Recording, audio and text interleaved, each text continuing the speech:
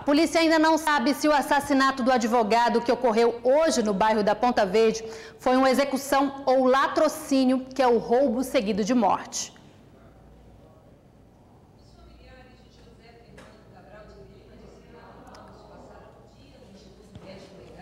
Aguardando a liberação do corpo do advogado, que só ocorreu no início da noite.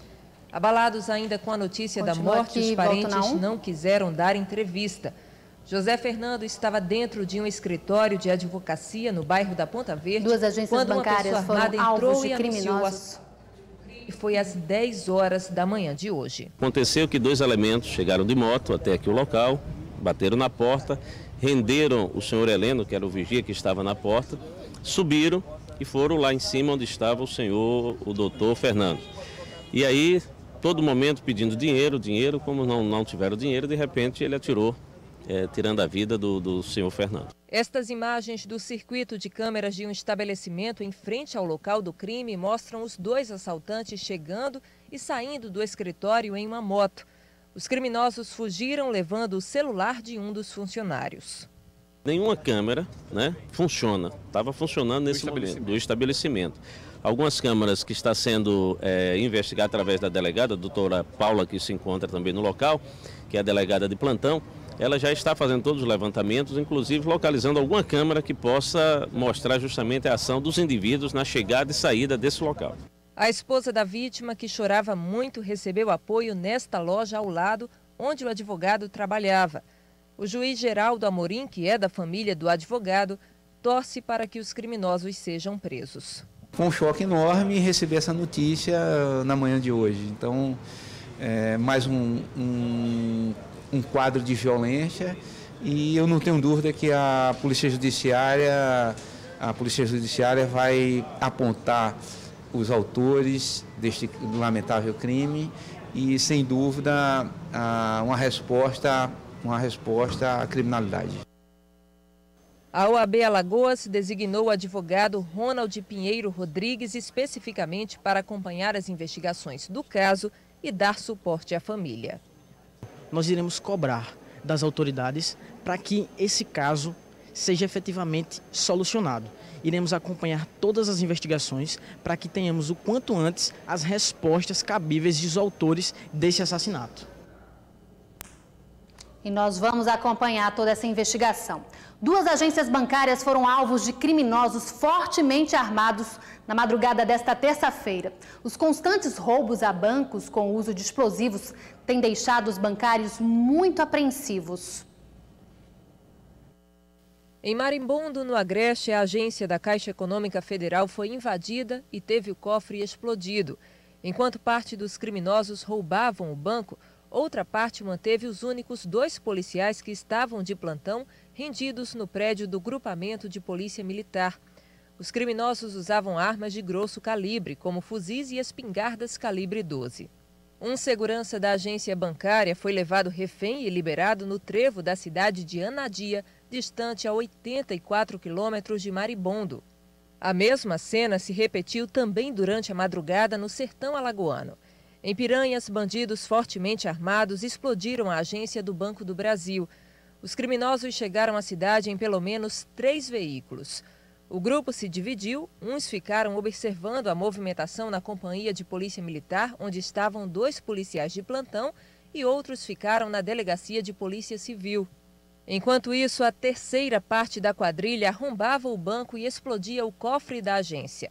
Nas 2 ações, ninguém ficou ferido e a quantia roubada não foi revelada. Porque eu moro perto do banco. Então, desde as 3h30 da manhã, eu ouvi muitos tiros, umas explosões que até a minha casa tremeu. Eu dei um pulo da cama, a minha filha correu chorando para o meu quarto, entendeu? Então a gente ficou muito apreensivo. É uma sensação difícil, muito ruim.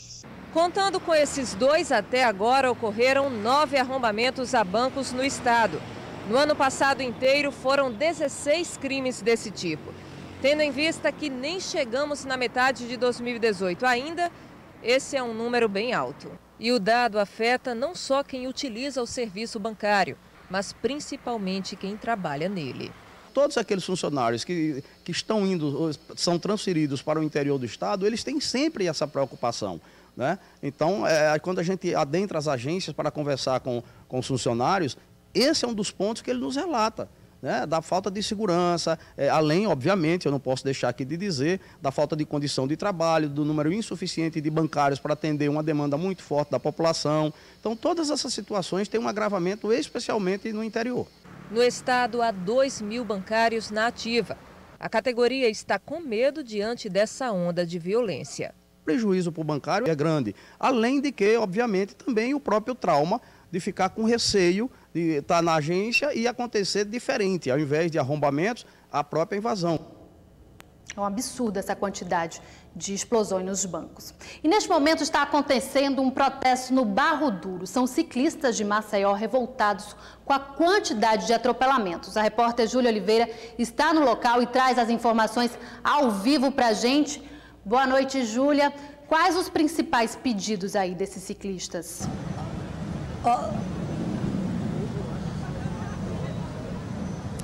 Boa noite, Sabrina, para você e para os nossos telespectadores. O principal pedido deles é por respeito, principalmente conscientização por parte dos motoristas. Olha, Sabrina, só no final de março foram 5 acidentes com 3 vítimas fatais. Então, eles estão aqui por isso. Eu vou conversar com o representante do Ciclomob, que é um coletivo, o Vitor Manuel. Vitor, como é que está a situação aqui na cidade com relação ao respeito ao ciclista? Falta bastante respeito, eles tendem a sentir dificuldade. A gente escolheu essa via porque justamente eles usam a ciclofaixa indevidamente, atropelando os ciclistas. Tem casos que o pessoal pega a contramão mesmo, em contramão. Então é um fato bastante precisando de educação no trânsito.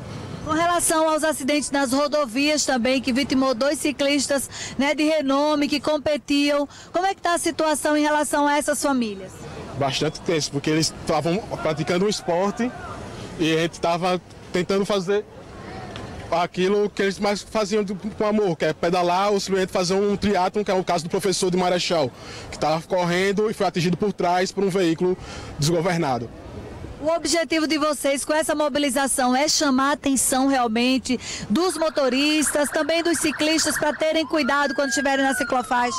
Sim, a ciclofaixa é uso exclusivo dos ciclistas, mas a gente entende que há prioridades para outras pessoas, como veículos com sirene ligada têm a tendência a usar a ciclofaixa. Ok, então muito obrigada pelas informações.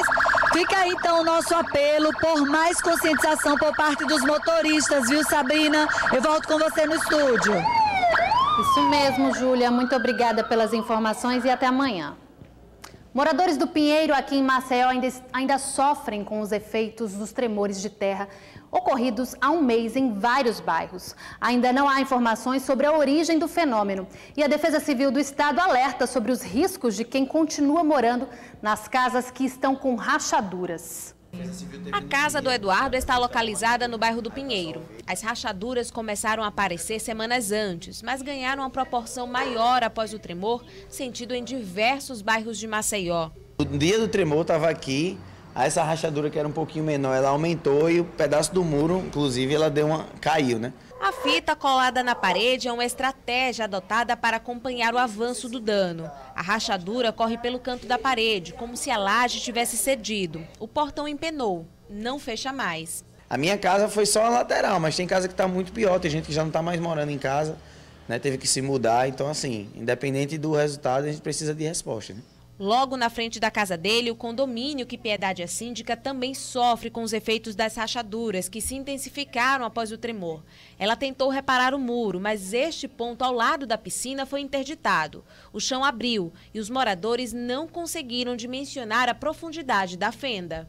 Falaram que os geólogos vinham aqui para verificar o problema dessa fenda, mas até agora nenhuma resposta. Um fica jogando para o estado, outro para o município. Com o mês do tremor, a falta de resposta sobre o que ocorreu e o que pode acontecer causa medo. Eu não posso nem fechar porque a profundidade é muito grande, a gente não sabe a profundidade dessa fenda que vocês viram aí. E aí a gente fica todo mundo apreensivo. Sobre as queixas dos moradores, a Defesa Civil Municipal se pronunciou através de nota, informando que segue o monitoramento do bairro do Pinheiro e das demais áreas afetadas pelas fissuras. Agora, qualquer intervenção só poderá ser realizada após a conclusão do estudo técnico realizado pela Companhia de Pesquisa de Recursos Minerais. Os técnicos devem voltar a Maceió, mas essa data certa ainda não está estipulada. Além disso, ainda é preciso um equipamento para analisar o subsolo. Já a Defesa Civil do Estado afirmou que pelo menos a parte inicial desse relatório foi concluída e que a pretensão é instalar em Maceió um aparelho que tenha capacidade de medir tremores. Não houve ligação do tremor com as rachaduras. Esse é o que apresenta esse relatório dos especialistas, dos geólogos que estiveram aqui em Alagoas, aqui em Maceió. Então, mas ainda precisa avançar nesses estudos. Um equipamento chamado GPR precisa ser ainda adquirido ou contratado pelo município para que haja então essa varredura e possa identificar aonde está ocorrendo essa falha geológica e a possível correção. A Defesa Civil Estadual não descartou os riscos aos moradores dos imóveis atingidos. O risco é iminente. Essas residências que têm essas fissuras, que estão rachadas, esses prédios têm que ser evacuados, a população tem que ser retirada dali. Compete à Defesa Civil Municipal a levar os seus engenheiros, identificar esses prédios e solicitar que a população seja retirada. O tremor de terra sentido no dia 3 de março foi constatado pelo Laboratório Sismológico da Universidade Federal do Rio Grande do Norte, com magnitude estimada em 2,5 graus. Moradores de diversos bairros de Maceió ficaram assustados e correram para as ruas. Rachaduras e crateras atingiram casas, apartamentos e ruas. Bom, a Defesa Civil Municipal informou que os moradores já deixaram os imóveis mais atingidos após uma recomendação passada pelo próprio órgão. Disse ainda que esta recomendação não será alterada até o relatório sobre a causa do tremor seja concluído. A seguir, trânsito na Avenida Durval de Góes Monteiro muda por conta da construção de viaduto. E veja também, moradores de Rio Largo reclamam do valor da taxa de iluminação pública, que em alguns casos chega a ser 15 vezes maior de um mês para o outro. Volto já.